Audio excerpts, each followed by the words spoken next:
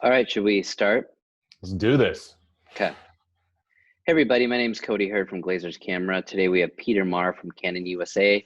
He's going to be talking about the new C300 Mark III. And Peter, I'll let you take it away. Hey, thanks, Cody. Happy to be here. Do have the new C300 Mark III. If this looks fairly familiar to you, it is very, very similar body style to the C500 Mark II. In fact, they are identical bodies, identical weight, identical size. So if you are using this camera with a C500 Mark II, all of your parts and pieces are going to be interchangeable. The expansion packs are interchangeable.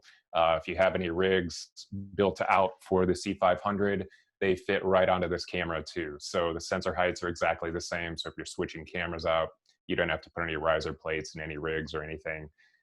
This is the new DGO sensor. So you get over 16 stops of latitude. It is a super 35 millimeter sensor. It does ship with the EF mount, but the mount is changeable. There are PL mounts that are available, and there are the locking EF mounts that are available too. And if you look right on the front here, I can pull this lens off, and this is the lens mount. You've got 4 screws that basically detach this mount, and that mount has a little pin rail underneath it, which is where all of the communication between the lens and the camera will happen. So there's no cabling, there's no attaching or detaching of any cables. It's a pin rail, it's solid. All of the mounts are shipped with shims as well. So if you do need to shim that mount out, it takes about 2 minutes to change that out. And Wow. again, it's the same exact mount as the C500 Mark II as well. And I'm going to share something with y'all and just give you a nice little overview of what the camera has to offer. And I'm going to go back into Zoom. This is the awkward part where I say, hold on, hold on. Here it is. So right off the top, it's a new processor. It's a DV7 processor, and it will capture 4K up to 120p. So you do get a little bit more frame. So you do get a few more frame options. You can record 2K up to 180. Again, it's a new DGO sensor. It does record internally Cinema Raw Light onto 2 CF Express cards, and it will record XF AVC. And the difference between this and the 500 is you can record a proxy file for both XF AVC and Cinema Raw Light. It's lightweight, obviously, changeable mounts. This does have the same dual pixel CMOS autofocus, and there is something new. It's electronic image stabilization. It will stabilize any lens basically by cropping in on the sensor about 10% roughly. So if you do have a lens without stabilization, you do have stabilization in the camera. It will work for the XF AVC, but it will not work for the RAW. It's one thing to keep in mind. You do have anamorphic support, so you do have the D-squeeze internally, and it does have HDR, PQ, HLG. There's a 12G SDI, a 3G SDI, and you can upload user LUTs to it. The one thing to keep in mind is those user LUTs, if you build them in DaVinci Resolve, you can upload them to the camera. They are viewing LUTs. They will not, record that look or that LUT onto your image too. What does a DGO stand for? It's dual gain output. So it's basically a new sensor design. So each photo site has 2 photodiodes that can read more saturation prioritizing gain and a low noise prioritizing gain. So it's kind of like reading them both at the same time. And that really, really cleans up the shadow detail. So when you compare this to say like a C300 Mark II, you really notice a difference when you get into those shadows, especially in Canon Log 2. Canon Log 2 usually involves a little bit more post grading because the shadows, it really extrapolates all that information off the sensor. So what's nice is this camera starts up pretty fast. And before, I don't know if you can see this here, but we have basically the camera switch, and we do have the new media button. So one thing that customers were telling us is when you switch from camera mode to playback mode, there was a little bit of a delay. So now this media button, one-touch button, switches it over right away. It's about a second delay at the tops. Oh, nice. And you do have your ND filters, 2, 4, 6, and you go into extended range, turn it on, and then you have 8 and 10 stops of ND. Is the ND filter system the same as the older C series cameras where it's a physical filter? Yeah, yeah. So Okay, there's always a physical piece of glass that goes in. When okay, you go into the extended range, it does have a second turret of glass, so you will get a little warning that says, hey, check your focus. There's an extra piece of glass in there. If you are utilizing the autofocus, you really don't have to worry about it. But if you are rolling manual focus, that's one thing to check, and that'll give you a little warning awesome. on it. Yep. And then right off the top, again, this is the same design. Any button you see with a number on it, you can basically hold the menu button down, press a number with a number on it, and you can reassign a function to that button. So if, for instance, if you want to change a button to AF lock, this is something I like to do with button number 1 on the grip, so I can engage or disengage the autofocus depending on what my subject's doing and where it's at. And with the autofocus, you do have the touchscreen autofocus up there as well. Nice glare on that screen. Yep. And the CF Express cards go right into here, and there is an SD card slot. And that's, you can save picture profiles to that card slot, menu selections, or you can upload any looks that you build, any cube LUTs that you may build in, say, Resolve. You want to put that viewing LUT in there. And again, not too dissimilar from some of the older style cameras. The one thing I do like is the air intake is on the operator side of the camera and the exhaust is on the opposite side of the camera. Whereas something we were running into with some of the other cameras, the exhaust would be just right in your face. Blasting you in the face, yeah. Yeah, it's like having a small, tiny little hair dryer on you, but not anymore. So just a quick question, not to get ahead of you at all. I noticed the back accepts modules. Does the C500 modules work with the C300 Mark III? Yeah, they do actually. They're pretty quick to turn out as well. I'm gonna grab one right now. They are the same modules and they are interchangeable too. So I'm gonna find that slide for you real quick. And it's gonna be here. I'm gonna go back into you, and I'm gonna share this if you don't mind. Yeah. And pop this on.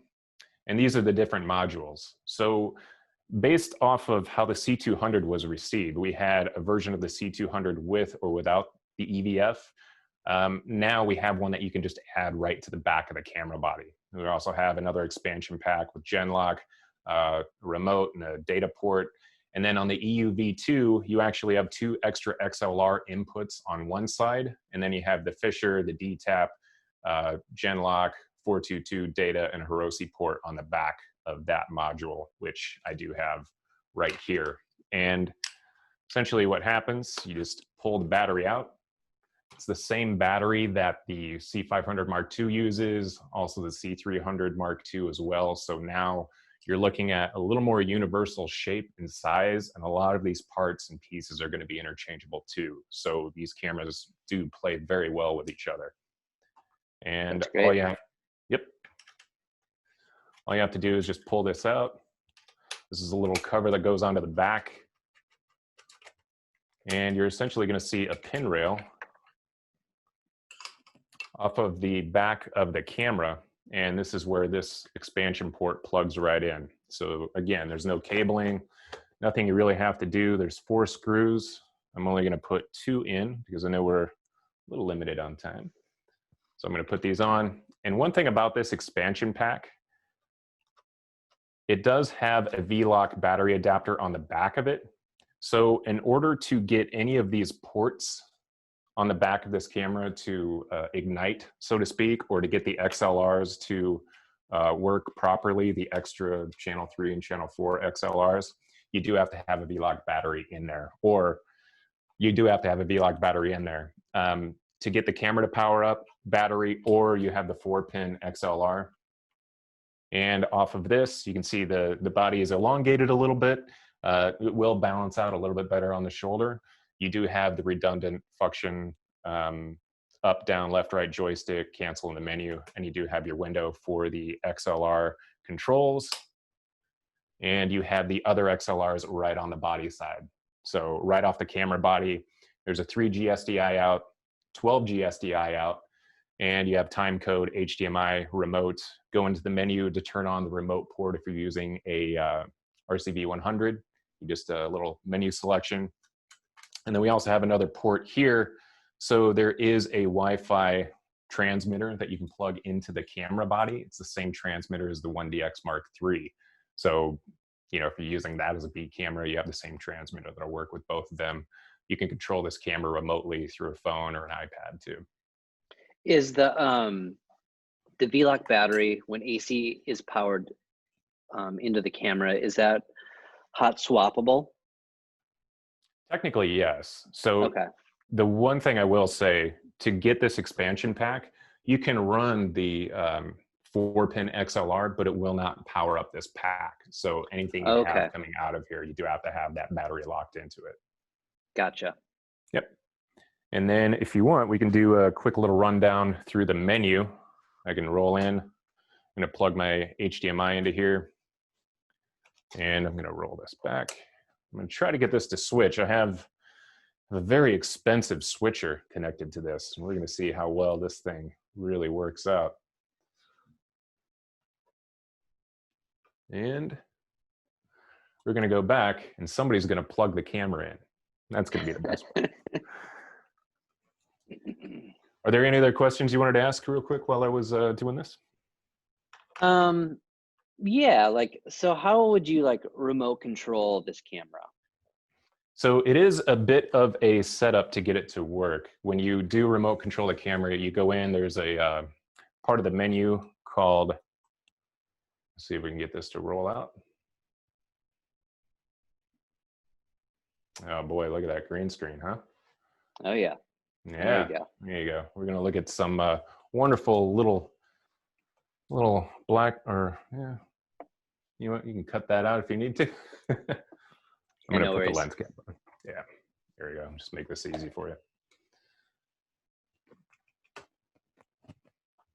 Yeah, so when you hit the menu, is that coming across left to right? Okay. Yep. Okay. That's perfect. Yep. So when you go into, let's see.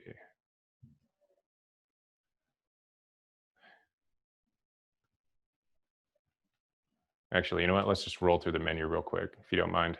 Yeah, no worries. Yeah, I'll just I can cut this too as well. Cool.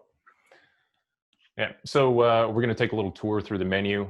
The menu is basically set up like a file cabinet. You know, you have your tabs up top and you can run selections underneath. So this is where you can go down and turn on the extended ND range. You can tab over. You have, you know, angle, speed, clear scan, slow if you need to go slower than the actual frame rate. And, you know, you have ISO or gain. And when you come up into here, this is where you can select your color profile. So by default, it should roll out as a 709 wide DR.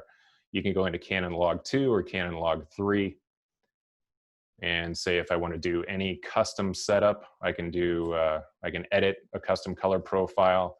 I can adjust anything in there, and I can save it to an SD card if I like, and I can I can load in from another SD card. So if you're running multiple cameras, you can basically set them all up exactly the same. Oh, that's great. Yep.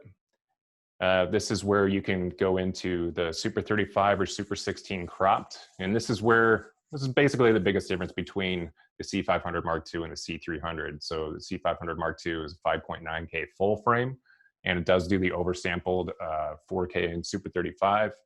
And you also, with this one, it's Super 35 or Super 16.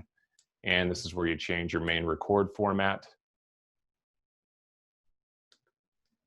We go back to XFAVC. And you also, you know, you have the slow and fast recording. You also have pre-recording too. So if anything exciting happens in front of the camera, you've got about 3 seconds to go hit the start-stop button. Okay. Yep. And you do have the sub-record format, which is going to be the XFAVC. And this is where you can adjust where you want DCI, UHD, 2K, or 1920. The one thing I will say, this is going to be 10-bit or 10-bit or 12-bit when you're recording the Cinema Raw Lite. We don't actually have that 2K 12-bit anymore that we used to have on the C300 Mark II. Okay. One thing I'll say too is as soon as you get the camera, I would bump this luminance up to +2. The LCD screen comes off a little bit dim out of the factory. Bump it up to 2, it'll be easier to see. And we do have focus guides, so you can turn this on even if you're running a manual lens, like say a CNE lens. I can basically put this back and you do get this focus guide. So I can roll into focus. Seems like we're a little hot there. And you get that focus confirmation. You can touch it anywhere on the screen, get that focus confirmation. And there is face detection that actually works when you're rolling with a CNE prime lens too. So the face detection will work. It won't autofocus, but you will see that box show up over the closest eye to the camera itself. That's really cool. Yeah, so there's a lot of features that carry over and a lot of things that just help you get the job done, especially when, you know, you're a single operator. You've got to worry about composition, exposure, focus, audio, everything at once. There's a lot of tools in here that will help you get the job done. So I know that you shoot as well. I mean, what's the big seller for like a owner operator to go from their C300 Mark II, I mean, besides resolution, to C300 Mark III, in your opinion? So in my opinion, I'm a big fan of this expansion pack. I mean, this is something that, you know, when you lock yourself into a C300 Mark II, your LCD screen is on a clamshell. You are limited as far as what your outputs are. You have to get a third party to run, you know, a V-Lock battery to it. This is nice and compact. The DGO sensor really is a plus, that extra stop of latitude. You can really reach into those shadows and those highlights a little bit more. The cinema raw light is a no-brainer right there. I mean, that's, you know, a huge pickup from the C300 Mark II, where you would have to go externally to an external recorder to get raw. And you also have the extra XLR inputs on here too. The CF Express cards are much faster. The download time is much faster, the transfer rate. So for any DITs out there, you're gonna really notice that difference in the speed transfer of these. The touchscreen autofocus. One thing that was an upgrade to the C300 Mark II is they added functionality for that touchscreen autofocus from the C200 LCD screen. This one comes right off the top. When you start mixing and matching cameras, when you start mixing and matching cameras, it's really nice to have the same shape and size. Batteries are interchangeable, backpacks are interchangeable, lens mounts are interchangeable too. And the other thing is about that lens mount, if I come across a project where I do want to use some PL glass on this camera, I don't have to ship it to Burbank or ship it to Costa Mesa or New York just to get that mount changed. I can just take about 3 to 4 minutes out of my day, change that mount out, and I have a PL mount right on there. Excellent. Yep. That's amazing. Yeah. And if you want, we can go over here. This is where you would be this is where your network setup would be. If it's coming in, there it is. Yep. So network setup, you can enable it, and you can basically set up through the new connection wizard. You can go stream, or you can go browser remote. This is how you would ad hoc into the camera. You basically set up a URL for the camera. There's a default password that sets it up. And as soon as you know that, you know what the URL is, you can basically set up your remote browsing fairly easily. And that, let me back, there we go. Yeah, that is something nice to have, especially when you have this camera set up on a rig or on a jib somewhere that's just way too high and you don't want to access. With the browser remote, you can start and stop the camera. You can, if you have an EF lens, you can pick focus points on it. You can adjust, you know, white balance and exposure, start and stop record, and you can actually send files back and forth. So that's pretty nice to have on the camera too. And it's free. That's great. Yep. Are there any other questions in there? Yeah, so have you had a chance to play with the on-camera audio? Like, what, tell me, can we talk about the preamps and stuff like that? Yeah, as far as the preamps go, if you're recording to cinema raw light, you get the 16 or 24-bit audio on there. There is a microphone built into the camera body itself. So when you go into the audio menu, you do have the option to adjust, you know, channel 1 and 2 to the XLR inputs. You can copy the XLR input of channel 2 from channel 1, and you can either link it or unlink it. So say you have a microphone in channel 1 and it clips, you can adjust the levels for channel 2 and almost create a safety for channel 1 right inside the camera without having to split that XLR. You also Okay. have the you also have the mini jack inside the camera too. So you can run, you know, like if you got a boom, a lav, you can run a little shotgun mic on top of the camera to get, you know, either room sound or scratch track in the camera itself. That's great. Yep. Just a quick question. Does Canon have any plans for a gold mount expansion, perchance? Yeah, that right off the top of my head, no, we don't. Okay. There is, you know, I have seen people pull this back off and do a user modification to make that happen. That's something that, you know, I technically can't recommend to you, but I have seen it done, so it is possible. Be very, very careful if you decide to do that. Make sure your wires are the right wires. You can get adapters too as well. Yeah, I think Wooden Camera actually makes adapter plates for it, so you can move that over to a gold mount if you need. For people using gimbals or like Movies, what's the body weight of the camera if you strip it down? So the body weight of the camera is about 4 pounds. And when you Okay. take it all the way down, it's, you know, you take the grip off the side, you take the handle off the top, you can really, really customize this to where, you know, I can pull this off. It's a very simple, easy move to pull this grip off the top. So now we lose the top of it. And over here, this is basically the same style grip that you would get on, you know, more or less all of our other cinema cameras.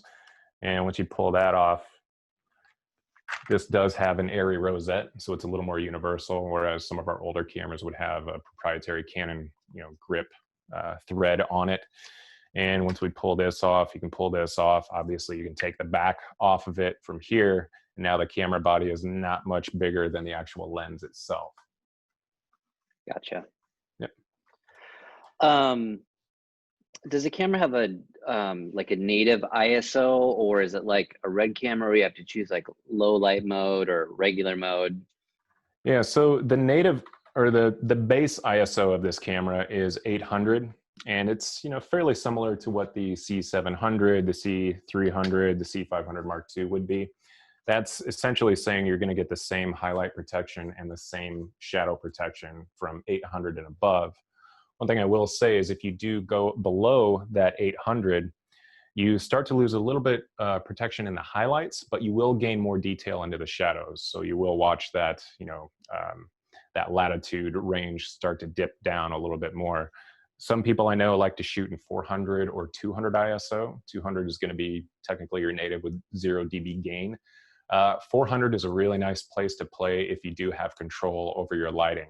I would suggest if you're capturing outdoors, or if you may come across a window that would be blown out, I would suggest, you know, keeping it at 800 or above.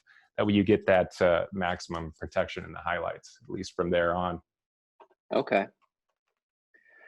So I noticed that it shoots in Super 35 and Super 16. When you're shooting at certain resolutions and frame rates, does it automatically jump down to Super 16? So Super 16 would be the 2K or the HD. And when Okay. you go into that mode, you do get up to 180 frames. Oh, wow. Yeah, so this is another nice advantage of the C300 Mark III is that now we have higher frame rates that come off of the camera, whereas before we would be limited to, say, 4K at 60, or in the 300 Mark II, 4K at 30. Now we can go 4K up to 120, even in cinema raw light. Now, when you were capturing the Super 16, you go 2K or HD, that's where you can actually go up to 180 frames. And one other advantage of this camera is even in those higher frame rates, we do have certain intervals where you will get autofocus capability in there too. Whereas before, if it was anything over 60, no more autofocus. Whereas now at certain intervals, you can still get that autofocus. And one thing to remember too, if you're capturing the dual gain input sensor or the dual gain sensor will we'll utilize the dual the dual gain sensor is utilized up to 60p. So if you're going up to 120, it will go back down to 15 stops of latitude, but up to 60, you will get that 16 stops of latitude. That's really good to know. Yeah. Is there a record time limit when recording in Canon RAW? The only record time limit is what your cards can be filled up. So one thing, this isn't cut and dry, but you get roughly an hour on a 512 gig card. So one thing is when you record in 24 or 30p, it's a 12-bit signal getting written down. If you're at 60p, it's a 10-bit. So they actually even out a little bit as far as the times go. So when you're capturing on a 512, and one thing we would suggest is Type B version 2, 512 or higher because of the write speed. You get a little over an hour on that card in Cinema Raw Lite. Okay, gotcha. This is a weird question, but it does have dual card slots for the CFast Type B. If you're recording on card A and then it goes over to card B, can you pull out card A while it's recording and put in a new card? Yeah, so on the CF Express cards, there are 2 slots, and then you have the 1 SD card slot, and it is hot swappable. So if you are in that relay record mode, you can pull 1 card out, and it's still recording on the other card. I always suggest to people to, if you're going to be in that situation, try to format your cards first, so that way you don't run into a situation where you're pressing buttons and going through the menu while you're capturing. That way, it just makes your day a little bit faster, a little bit easier too. Okay. Awesome. Any other hot tidbits that you want to add? Not really. I mean, one thing I would say is definitely if anybody has any questions, if you run into any questions, our door is always open. So, you can always get in touch with me. If your customers do have any questions, feel free to, send them my way too. Yeah, it's one of those cameras where, this is such a perfect time for us. We have the new C500 Mark II. We have the C300 Mark III. We just announced the R5. We have a 1DX Mark III. So, we have all of these new cameras that are coming out, and they're playing so well with each other in new formats. And, the body styles are the same. So now you're able to utilize a lot of the same pieces and a lot of the same rigs. And yeah, I have to admit, this changeable mount is one of the biggest happy points of this camera. This is something that I've personally been asking for a little while. So I'm glad the engineers are listening to us and listening to the customers, and just refining these cameras to make them more and more user friendly.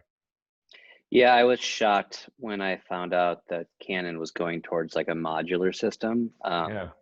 Super exciting, and I'm really glad to hear that you can use your C500 accessories with your C300 Mark III accessories. That's a really handy feature, and that's going to save a lot of owner operators quite a bit of money down the road. Yeah, and it is nice when you have a camera body that has a full frame sensor in it, and then you also have a second camera that has a Super 35 sensor in it that will give you a higher frame rate if you need it, or you have that DGO sensor, so you get that extra latitude if you need it. They, like I said, they play well with each other. Everything's interchangeable. If you do have 2 cameras, you can change this back. So, I strongly suggest buying 2 backs, but, if you just want one at a time, you can, swap them out too. Great. Well, Peter, thank you so much for your time. Glazers obviously sells and rents these cameras, so you can reach us at www.glazerscamera.com. And thank you so much for kind of walking through the camera with us. Really appreciate it. Yeah, and I know it's a little bit of a quick walk. I know we both are a little bit pressed for time, but again, if you have any questions, feel free to reach out. Our door is always open, and Cody, you're always great to us. We just enjoyed talking to you anyway, so reach out anytime, man. Thank you. All right, thanks, Peter.